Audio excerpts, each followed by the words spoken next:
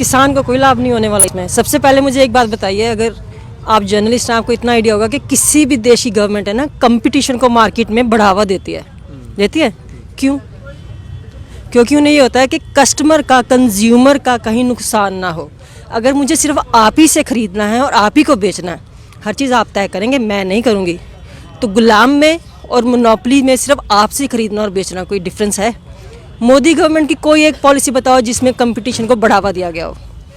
आज ट्राई में ये लोग शिकायत कर रहे हैं कि एयरटेल और वोडाफोन इनके खिलाफ साजिश रच रहे हैं। जिस दिन जियो ने फ्री में बांटा था, क्या किसी ने उनसे पूछा था कि किसके बाप के राज में बांट रहे हो भाई, ज़िंदगी भर फ्री में बांटोगे? किया किसी ने क्वेश्चन उनसे? नहीं किया ना। क्यों? क्योंकि हमें आदत हो गई। आपकी मोदी गवर्नमेंट एक ही चीज़ कर रही है कि कंपटीशन मार्केट से ख़त्म कर दो, मोनोपोली कर दो, खरीदूँ भी मैं अडानी अंबानी से, बेचूँ भी मैं अडानी अंबानी को, तो मेरे हाथ में सिर्फ इतना रहेगा कि मैं खा सकूँ। और किसी भी देश में किसी भी जनता को कुचलना हो, आंदोलन को, तो कहते हैं कि उसको इतना दबा दो कि वो सिर्फ खाने तक ही रह जाए, अपनी उसके इतना आवाज़ ना उठा। मैं सारा दिन खाने कमाने में कि मेरी जो 2 वक्त की रोटी मिल जाए, मैं सिर्फ उतना ही सोच पाऊँगी, उससे ऊपर सोचूंगी नहीं तो आंदोलन क्या खाक करूँगी। तो जिन्हें ये अनपढ़ ब्रांड करके बोल रहे हैं ना कि किसान को नहीं पता, जो चीज़ आपको और मुझे समझ नहीं आई वो एक अनपढ़ किसान को समझ आ गई कि आप खरीदूं भी मैं तुमसे, तुम मुझे बताओ ये क्वालिटी है, तुम मुझे बताओ ये स्टैंडर्ड है, तुम मुझे बताओ ये रेट्स हैं। जब मैं खरीदूंगी आपसे, रेट आपके होंगे, जब मैं बेचूंगी तो रेट आपके होंगे। तो मैं क्या हूँ? Slave. Which is a fair point. मुझे लगता है कि ये बात शायद मुझे भी इन फार्मर्स को देख के समझ आई। मैं चार्टर्ड अकाउंटेंट हूँ, फाइनेंस ग्रेजुएट हूँ, मुझे ये बात समझ नहीं आई, पर जब मैंने इन लोगों की बातें सुनी तो मुझे समझ आई कि मुझ जैसे जो इंटेलेक्चुअल बनते हैं, मैं बहुत बेवकूफ़ हूँ। शायद मुझे 10 साल इनके पास पढ़ना चाहिए मार्केट समझने के लिए। तो इट्स अबाउट टाइम कि मोदी गवर्नमेंट समझ जाए कि ये किसान जो पूरा दिन खेत में बैठता है ना, आपने भी देखा होगा अपने पुराने जितने भी किसान हैं, मेरे मम्मी बताते हैं, मेरे तायाजी वगैरह थे, तो वो आनों में कैलकुलेशन क्या करते थे। वो कैलकुलेटर्स तो नहीं थे, पेज पे भी नहीं करते थे, वो कह रहे खड़े खड़े आइडिया लगाते थे, इतने आने हो गए, इतने रुपए हो गए, इतने 100 हो गए। आप मुझसे कुछ कहेंगे ना 25 को 4 से भी करना, तो मैं कैलकुलेटर ढूंढूंगी फटाफट। तो आप इन्हें अनपढ़ और बेवकूफ़ बना रहे हैं और मुझे बता रहे हैं कि हम लोग जिन्होंने डिग्रियां ले ली हम बड़े एजुकेटेड हो गए। तो ये गलत पॉइंट है। जो मेरे जो सोशल मीडिया के साथी हैं जो सिर्फ ये प्रचार कर रहे हैं कि अगर किसानों को, पहले तो सरकार दे नहीं रही है लिखित गारंटी कि एमएसपी से नीचे नहीं खरीदेंगे, अगर दे भी देती है तब भी किसान इन बिलों को वापस करने की जिद क्यों कर रहा है। इसीलिए मैंने आपको ये फार्म एग्रीमेंट का किस्सा समझाया। अगर 1975 पर किसान का गेहूं उस एग्रीमेंट के बाद खरीद भी लिया जाएगा तो भी उसको अब से ज़्यादा नुकसान ही होगा, क्योंकि उसको बीज भी कंपनी से खरीदना है, बीज में डालने वाला कीटनाशक भी उसी से खरीदना है, और किस क्वालिटी का गेहूँ निकालना है वो तो किसान के हाथ में ही नहीं है। और एंड में आके क्वालिटी पर उसके पैसे काट दिए जाएंगे और उसको अंत में लॉस हो जाएगा। एक चीज़ और ये फार्म एग्रीमेंट है। बाकी 2 और कानून बचे हैं, बातचीत के दौरान उसको भी मैं आपको समझाऊंगा कि क्यों वो वापस लिए जाने ज़रूरी है। जी, दूसरा एक जो चीज़ उन्होंने अलाउ की कि आप जितना मर्जी चाहे स्टोर कर सकते हैं। अगर आपने अमिताभ बच्चन के टाइम की एसेंशियल कमोडिटी एक्ट वाली बात चल रही है, अगर आपने पुरानी अमिताभ बच्चन के टाइम की मूवीज़ देखी हो, मनोज कुमार की, उसमें काला बाजारी पे बड़ा दिखाते थे ना कि काला बाजारी कर ली, रोक लिया अनाज, बाद में अपनी शर्तों पे महंगे में बेचा। तो गवर्नमेंट को क्या लग रहा है कि वही वाला गवर्नमेंट कह रही है कि किसान अपना जितना चाहे स्टोर करे और जब मार्केट में रेट महंगा हो तब उसको बेच दे। लेकिन अगर आपके आसपास, आपके गांव में, आपके शहर में, जहाँ तक आपकी निगाह जाती हो, आपको 2 कमरे वाला कोई किसान दिखे जिस पे 2 कमरे एक्स्ट्रा हों कि उनमें वो रख सके, घर के 2 कमरे नहीं, वैसे तो अगर आप पंजाब हरियाणा को छोड़ दें तो जिसके तमाम राज्यों में आपको 2 कमरे वाले किसानों के मकान भी नहीं मिलेंगे। एक ही कमरे के मकान होते हैं जिसमें कोई स्टोर भी करना है। घर में 4 लोग रहते हैं, बच्चे आंगन में सोते हैं, बाहर चारपाई पे नहीं, ज़मीन पर। तो स्टोर किसान नहीं कर सकता है।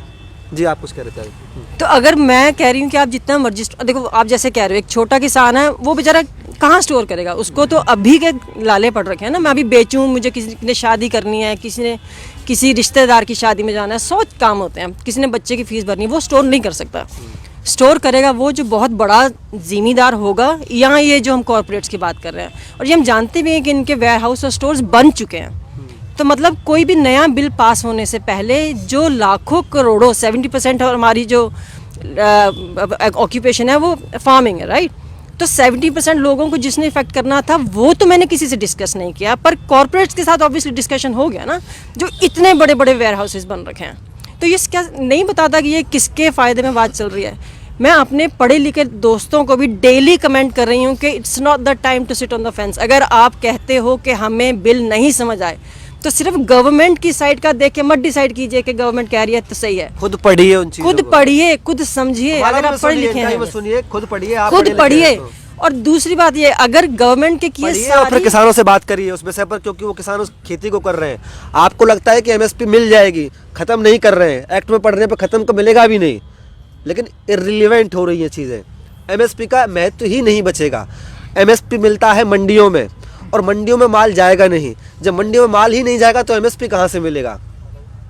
दूसरी बात एक जो हम मतलब ज़्यादातर लोग कह रहे हैं तो सरकार तो पॉलिसीज बनाती है, सरकार को समझ नहीं है। अगर सरकारों को समझ है तो जिस दिन कांग्रेस ये बिल लाना चाहती थी उस दिन क्या बीजेपी वालों की समझ घास चरने गई थी? अरुण जेटली जी ने और सुषमा स्वराज ने इसका खुल के पुरजोर इसका अपोज किया था, राइट। वो सबके पास है वो इस टाइम। तो फिर क्या बीजेपी तब गलत थी या बीजेपी अब गलत है? क्या बीजेपी का हमेशा से काम रहा है कि अगर जीएसटी लेकर आ रही थी कांग्रेस तो उन्होंने कहा नहीं नहीं गलत है, वो 14% पे आनी थी, आज 28% पे आई है। तो भक्त लोग भी कह रहे हैं ये सही है। तो क्या बीजेपी तब गलत थी या बीजेपी अब गलत है? एफडीआई की बात आई, एफडीआई तब कहा जी हिंदुस्तान गुलाम हो जाएगा। अब हिंदुस्तान में कौन सा स्वराज आ रहा है मुझे ये बता दीजिए। क्या सिर्फ make in India? Make in India का मतलब ये नहीं है कि सिर्फ 2 लोग बनाएंगे, अडानी और अंबानी। मेक इन इंडिया का मतलब है कि हम खुद जितने लोग हैं हम खुद बनाएंगे और खुद इस्तेमाल करेंगे, और जितना सरप्लस होगा वो एक्सपोर्ट करेंगे।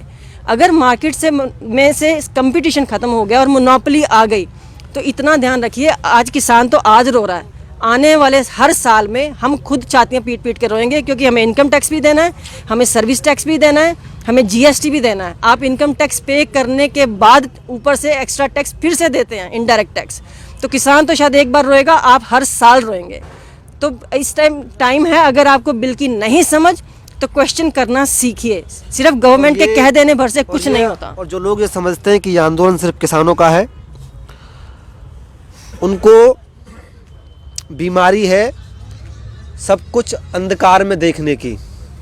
वो नहीं देख पाते हैं अपने आसपास के उस कोहरे को जो उनकी समझ में लग गया है, और ना देख पाते हैं उस शोर को जो हर रोज़ ट्रैफिक की आवाज़ में कहीं दब रहा है, किसानों की वो आवाज़।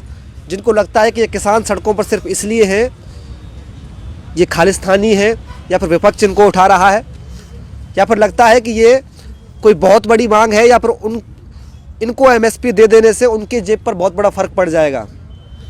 उनको मैं समझा देना चाहता हूँ कि शांता कुमार कमेटी की रिपोर्ट आई थी इसी गवर्नमेंट की, मोदी सरकार की। उसका कहना यह था कि देश में 6000 मंडियाँ हैं, जबकि देश 7000 मंडियाँ हैं, और देश को लगभग 16000 मंडियों की ज़रूरत है। इस देश में एफसीआई के गोदाम नहीं बन रहे हैं। इस देश में एम्बुलेंस में एक महिला की मौत हो जाती है उसके प्रजनन के टाइम पर, क्योंकि उसको समय पर अस्पताल नहीं पहुंचाया जा सकता है। इस देश को सड़कों की ज़रूरत थी। इस देश में बच्चे मर जाते हैं बुखार से क्योंकि उनको ऑक्सीजन नहीं मिल पाता है। इस देश में अगर हल्की सी बारिश हो जाए तो 7 दिन तक स्कूल में पानी भरा रहता है, और राष्ट्रगान भी पैरों की अंटियाँ चढ़ाकर गाए जाते हैं। आपको अखबारों में फोटो देखने को मिलते होंगे। लेकिन इस देश में नई संसद बनाई जा रही है 1000 करोड़ की लागत से। आपने आज तक ये खबर नहीं सुनी होगी कि हमारा कोई भी सांसद संसद में जगह ना होने की वजह से बाहर खड़ा रह गया। अगर सुनी हो तो प्लीज़ मुझे ट्वीट कीजिएगा। लेकिन आपने ये खबर तो सुनी होगी कि ट्रैफिक की वजह से मेरा पेपर छूट गया, हॉस्पिटल में जगह नहीं थी, हमारे बच्चे बीमार रह गए, स्कूल में जगह नहीं थी, लेकिन फिर भी नई संसद बनाई जा रही है। सड़कों पर जो अन्नदाता है वो सड़कों पर है, उसकी बात छोड़ करके संसद नई बनाने की क्या ज़रूरत थी? जब देश में मंडियों की ज़रूरत है, स्कूल की ज़रूरत है, सड़कों की ज़रूरत है, हॉस्पिटल्स की ज़रूरत है, 3000 करोड़ वहाँ पर नई बिल्डिंग बनाई जा रही है।